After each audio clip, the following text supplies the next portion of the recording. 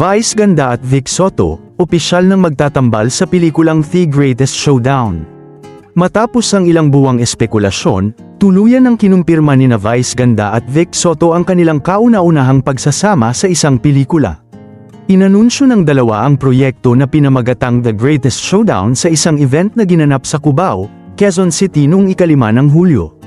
Sa harap ng kanilang mga tagahanga, inialay ni Vic Soto ang proyekto sa mga dub-arkids at madlang people na matagal nang umaasang makita silang magsama sa iisang pelikula. Sinundan ito ni Vice Ganda, na nagsabing matagal nang hinihintay ng publiko ang naturang collaboration at sa wakas ay matutupad na ito. Ayon kay Vice Ganda, hindi lamang sa naturang event makikitang magkasama ang dalawa dahil mapapanood na rin sila sa malaking pelikulang inaasahang magbibigay ng kakaibang aliw sa mga manonood.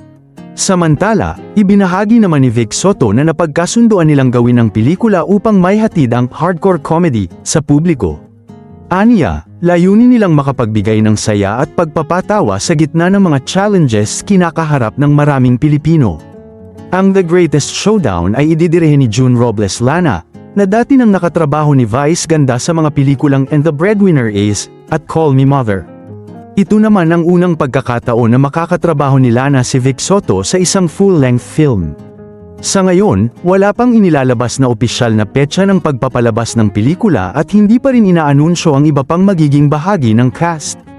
Lalong uminit ang usapin tungkol sa proyekto matapos ang serye ng mga pahiwatig nitong mga nakaraang linggo. Kabilang dito ang viral na social media post ni Sophie Fermazzi na napaagang nagbanggit sa film announcement. Gayon din ang naging magaan na palitan ng pagbati ni Vice Ganda at Vic Soto sa kani-kanilang noontime shows, na lalo pang nagpasabik sa publiko.